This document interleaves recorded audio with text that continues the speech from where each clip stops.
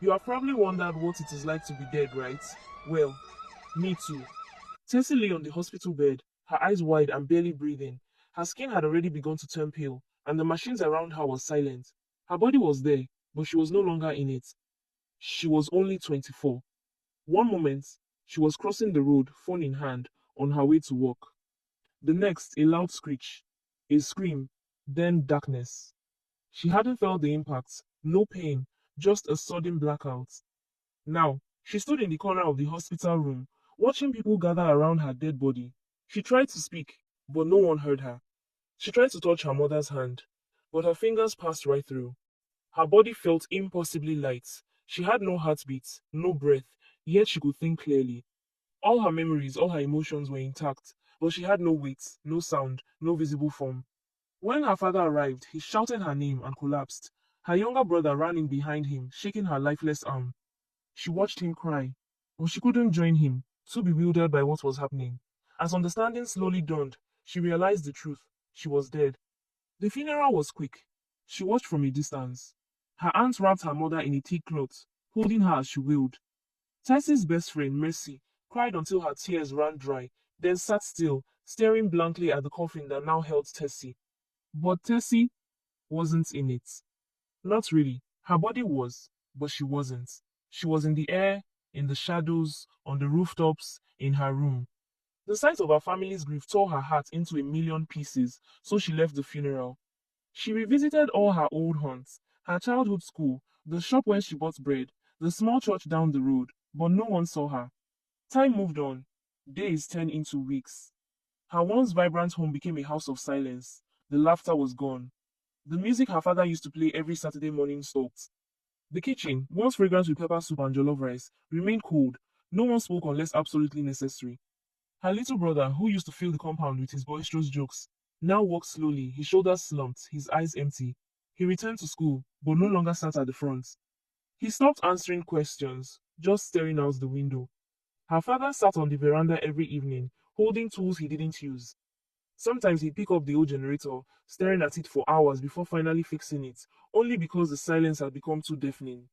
Her mother rarely slept in their bedroom anymore. She lay on the living room floor, curled in a single wrapper, facing the wall. She stopped combing her hair. The scent of her perfume vanished from the house. She didn't cry in front of others, but at night, Tessie heard the soft, steady sound of tears soaking the pillow beside her. Tessie watched it all.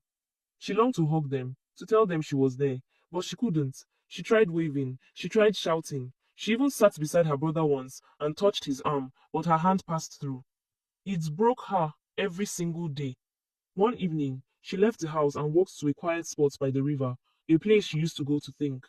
There, under a tree, she sat on a small stone and wept. No one saw her, no one heard her. She was gone, but she still loved them. And they were alive, but broken without her. Tessie couldn't leave. She wandered, alone. There were no answers, no bright lights, no voice from the sky, no wings, no fire, just silence. Her old world moved on without her. She'd always heard that a soul left the earth immediately after death. In church, they spoke of judgments. But days had passed, and she was still here. No angels, no gates, nothing. Just an endless wait, with no explanation. The loneliness was boundless.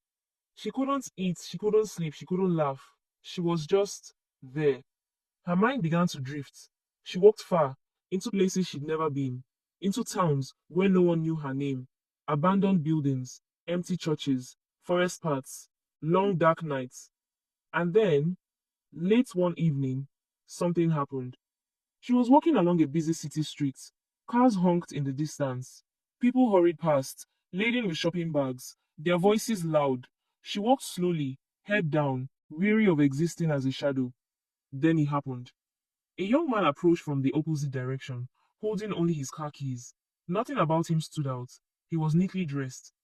But just before they would have crossed paths, he looked up and his body shifted slightly to the side, giving her space to pass. Tessie froze. He kept walking without looking back, unaware. But she turned and stared at him. He had seen her, maybe not truly seen her, perhaps he just thought she was a regular person on the road.